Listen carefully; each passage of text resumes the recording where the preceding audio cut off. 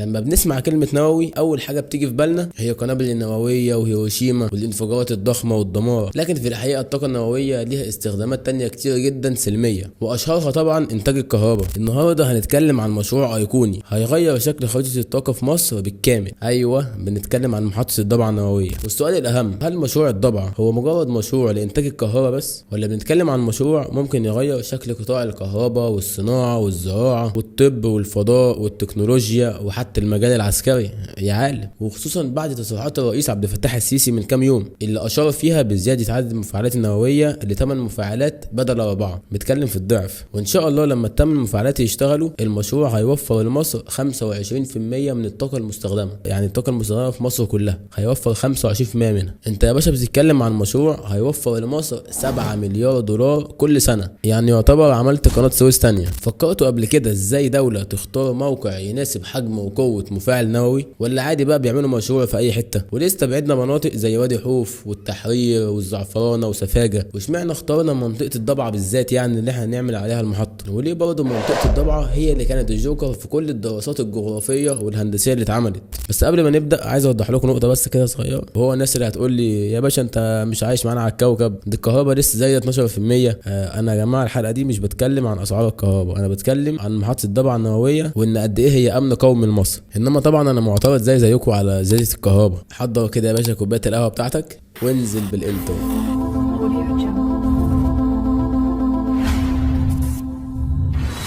اهلا بيكم في حلقه جديده من توني اند جغرافي. عاوزين بقى نتكلم بلغه الارقام شويه. محطه الضبعه هتضم 4 مفاعلات نوويه، كل مفاعل قدرته 1200 ميجا وات، يعني اجمالي القدره الانتاجيه للاربع مفاعلات 4 جيجا و8 من 10 واط.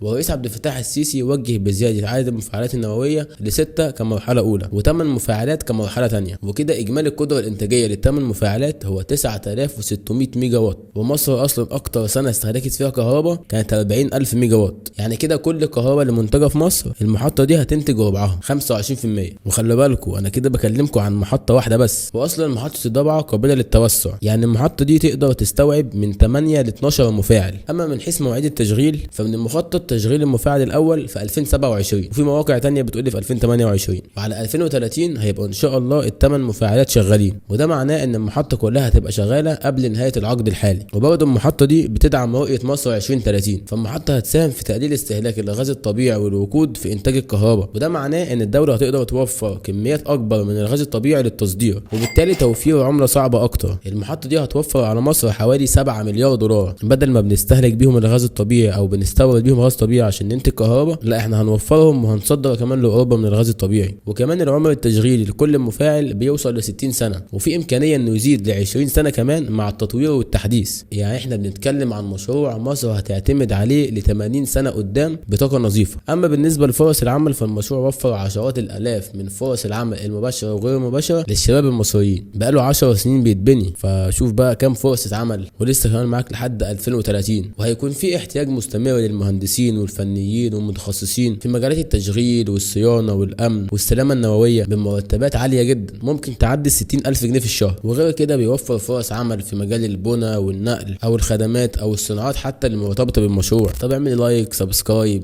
افتكرني باي حاجه، لا تنزل كوبايه نوويه علينا دلوقتي.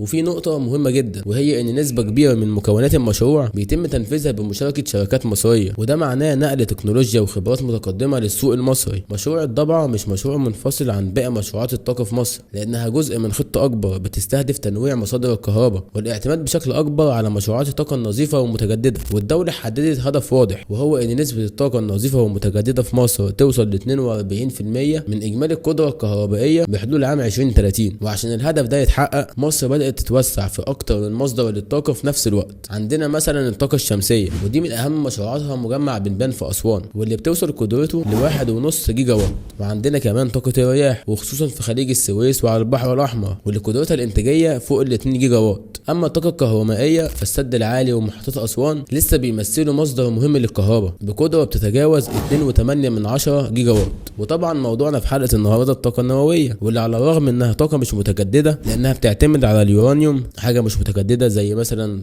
طاقة الشمس او طاقة الرياح، لكنها بتعتبر من مصادر الطاقة النظيفة بسبب قلة الانبعاثات الكربونية اللي بتنتج عنها. ومحطة الضبعة هتنتج 9.6 جيجا وات، ده مع تشغيل ال8 مفاعلات. ويا عالم، هل ممكن مصر تستخدم الطاقة النووية دي في استخدامات عسكرية؟ بأمانة كل شيء وارد، يعني هي اسرائيل احسن مننا في حاجة يبقى عندها نووي واحنا لا؟ وبالمناسبة برضه اسرائيل عمالة تهاجم المشروع، تبعت بقى ناس صحفيين من عندها يتكلموا ويقولوا بص المشروع دوت ممكن في مشاكل في البنية التحتية، اصل مش عارف في ايه. طبعا كل ده عشان اسرائيل خايفة ان مصر يبقى عندها طاقة نووية. وفي كل الاحوال امتلاك الطاقة النووية وتدريب الكوادر المصرية وانشاء بنية تحتية متطورة في المجال النووي بيدي اي دولة خبرات علمية وتكنولوجية كبيرة جدا. وكمان في نقطة مهمة جدا، وهو ان احتياجات مصر من الكهرباء بتزيد سنة بعد سنة سنة بعد سنة، وده بسبب الشركات اللي بتيجي تفتح وتستثمر عندك، والمصانع الجديدة اللي بتفتح، والمدن الجديدة، والمشروعات الصناعية والاستثمارية. رحلة البحث عن موقع مناسب للمحطة. ليه الضبعة؟ ان الدولة تختار موقع المحطة دي ما كانتش حاجة سهلة، والدولة ما اختارتش منطقة الضبعة في محافظة مطروح من يوم وليلة، لكن قبل القرار ده اتعملت دراسات ورسوم ميدانية على سواحل مصر كلها، سواء على البحر الأحمر أو على البحر المتوسط أو على خليج السويس، وقيموا حوالي 11 موقع عشان تتصفى على محطة الضبعة في الآخر. وده طبعا عشان يتأكدوا من توافر مياه التبريد وباقي العوامل المطلوبة. مش يمكن يحصل زلزال فيعمل كارثة، فلا، الموضوع ده خطر جدا. لو ما اتعملش في منطقة آمنة وبتوفر فيها كل المقومات ما تعملوش أحسن. ومن بين ال 11 موقع اللي اتقيموا كان في منطقة أبو خوف والتحرير وسيدي كرير وسفاجة والزعفرانة والضبعة، لكن مع الدراسات بدأت المواقع تخرج واحدة ورا التانية. فمثلا موقع أبو خوف والتحرير وسيدي كرير كان بسبب الكثافة السكانية العالية اللي في المنطقة، فلو حصل أي خطر السكان دول بالسلامة. والناس أصلا بقت تخاف من فكرة المحطات النووية إذا كانت جنب ناس أو مش جنب ناس، بسبب أخطر حادثة حصلت في محطة نووية، وهي كارثة انفجار مفاعل تشيرنوبل في أوكرانيا سنة 1986. المفاعل النووي انفجر ونتج عنه سحابة إشعاعية ضخمة انتشرت ووصلت لدول كتير.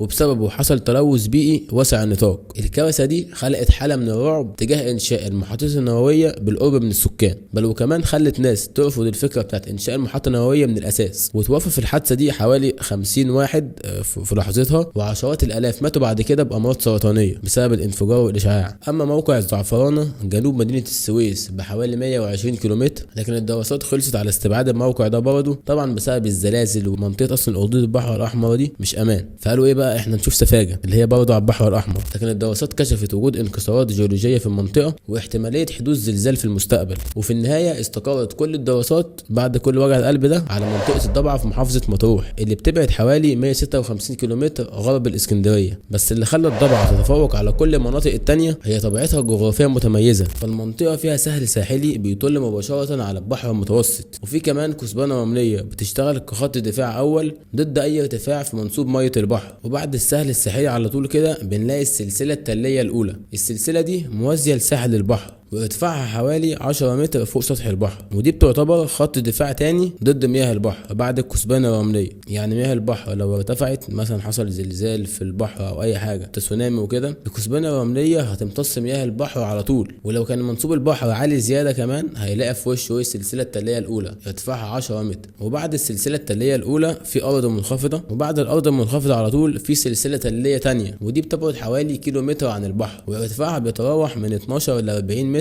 فوق سطح البحر. ودي كانت المنطقة اللي وقع عليها الاختيار النهائي في إنشاء محطة عليها، لأن صخورها قوية ومتماسكة جدا، والأرض مستوية، والتربة كانت مناسبة تماما لإنشاء محطة نووية. وكمان هي بعيدة عن نطاقات الزلازل تماما، وآخر مرة حصل فيها زلزال وكان بسيط من مئات السنين، على عكس منطقة الزعفرانة وسفاجة اللي على أخدود البحر الأحمر اللي مليان زلازل. بعد سنين كتير من الدراسات والأبحاث، مشروع محطة الضبعة النووية بدأ يتحول من مشروع على الورق لمشروع حقيقي بيتنفذ على أرض الواقع. المشروع مقام على مساحة حوالي 60 كيلومتر مربع. المنطقة عبارة عن شريط ساحلي طوله 15 كيلومتر، وعرضه بيتراوح من 3.5 ل 4.5 كيلومتر. وبالنسبة للمفاعل النووي الأول فموقعه عند البوابة الشرقية للمشروع، والجزء الغربي متخصص للمنشآت وخدمات المساعدة زي المرصد ووحدة إدارة المحطة والمخازن والجرارات، وكمان المنطقة السكنية للعاملين. المشروع موجود بين الطريق الساحلي الإسكندرية مرسى مطروح من الجنوب والبحر المتوسط من الشمال، ومدينة الضبعة نفسها على بعد 7 كيلومتر من محطة محطة الضبعة النووية.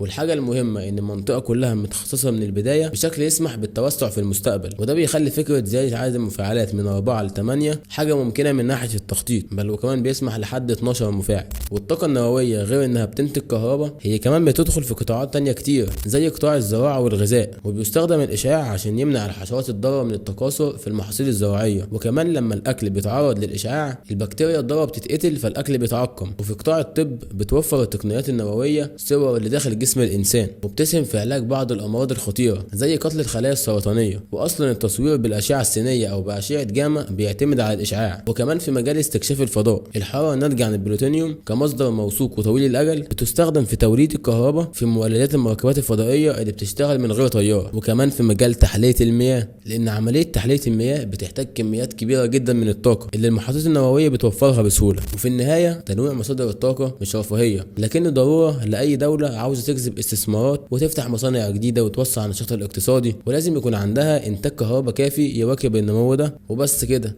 يا ريت أكون عرفت أبسط لكم الموضوع بشكل بسيط وسهل. وعلى فكرة كل الكلام اللي اتقال في الحلقة دي كنت درسه في كلية آداب جامعة عين شمس في مادة الجغرافيا التطبيقية، فصل كامل عن محطة الضبعة النووية. وبالمناسبة أنا كنت قسم جغرافيا فاسمي توني عند جغرافيا، فخدوا كلامي ثقة وما ترجعوش ورايا. واللي حابب يأكد يعني عادي، ما عنديش مانع. طبعا انت لو لسه ما عملتش لايك ما تكلمنيش تاني. وبس كده، لو الحلقة عجبتكم اعملوا لايك وسبسكرايب، واقترحوا عليا تحبوا الحلقة الجاية تكون عن ايه. ويلا سلام.